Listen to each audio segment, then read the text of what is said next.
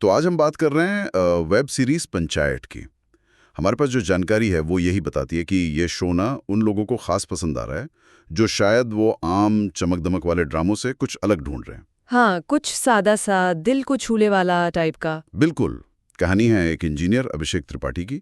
अब हालात कुछ ऐसे बनते हैं कि उसे उत्तर प्रदेश के एक गांव फुलेरा वहां पंचायत सचिव की नौकरी करनी पड़ती है। हाँ, मतलब शहर का लड़का और एकदम से गांव में।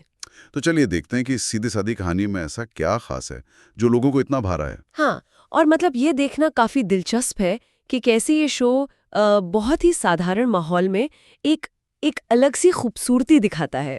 सवाल यही उठता है कि आखिर क्यों एक ऐसी कहानी जिसमें कोई बहुत बड़ा ड्रामा नहीं है वो इतना असर कर जाती है। सही बात है। जो हमारे पास जानकारी है वो ये भी कहती है कि अभिषेक यानी सचिव जी वो शुरू में गांव की इस धीमी रफ्तार और तौर तरीकों से काफी परेशान रहता है।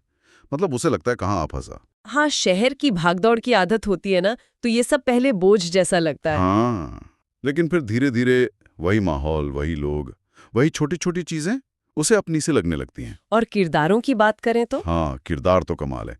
जितेंद्र कुमार सचिव जी के रोल में बिल्कुल सहज लगते हैं।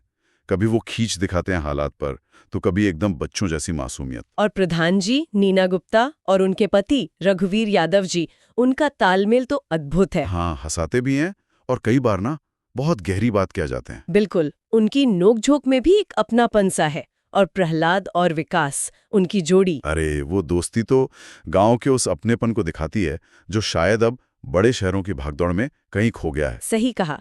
और रिंकी का किरदार भी, मतलब बिना ज्यादा बोले एक बहुत ही प्यारी सी मासूम सी फीलिंग जगाता है। बिल्कुल। और शायद इन सभी किरदारों की सबसे बड़ी ताकत यही है कि वो बहुत असली लगते हैं। हाँ, यथार्थवादी चित्रण जिसे कहते हैं। जैसा कि हमारी सामग्री भी कहती है, यहाँ कोई ऐसा टिपिकल हीरो या विलन नहीं है। बस रोजमर्रा की जिंदगी जीते हुए आम लोग हैं, अपनी अच्छाइयों अपनी कमियों के साथ।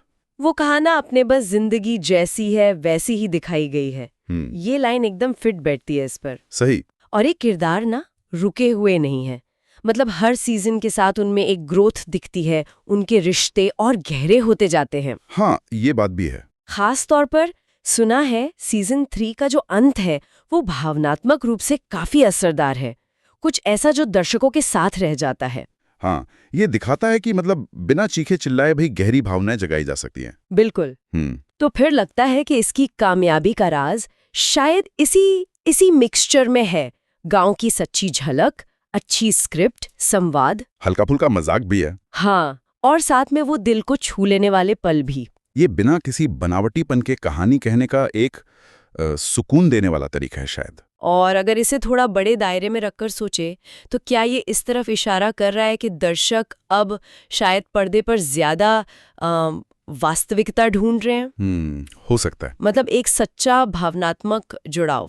शायद वो रोजमर्रा की जिंदगी की छोटी छोटी बातों में ही ज्यादा मनोरंजन ढूंढ रहे हैं, बजाय वो बहुत बड़े लार्जर देन लाइफ टाइप के घटनाक्रमों के। सही बात है। और अभिषेक का फुलेरा को धीरे धीरे अपनाना, वो भी शायद इसी बदलाव का एक प्रतीक है। हाँ, बिल्कुल। तो कुल मिलाके लगता है पंचायत की जीत उसकी इसी सादगी और असलियत में है। ये कहानी बस ईमानदारी से जिंदगी का एक टुकड़ा हमारे सामने रखती है और शायद इसीलिए सीधे दिल तक पहुंचती है। हाँ, जैसा आपके सामग्री के निष्कर्ष में कहा गया है, ये शो दिल को छूता है और यही इसकी असली जीत है। बिल्कुल। लेकिन ये हमें एक और सवाल पर सोचने को मजबूर करता है कि क्या आज की जो तेज रफ्तार शहरी जिंदगी है उसके बीच लोग ऐसी कहानियों में एक तरह का ठहराव ढूंढ रहे हैं? एक मानवीय जुड़ाव। हाँ, एक ज्यादा मानवीय जुड़ाव। क्या फुलेरा जैसी जगह की वो धीमी चाल हमें कहीं ना कहीं अपनी जिंदगी की रफ्तार पर सवाल उठाने को मजबूर करती है? ये सोचने वाली बात।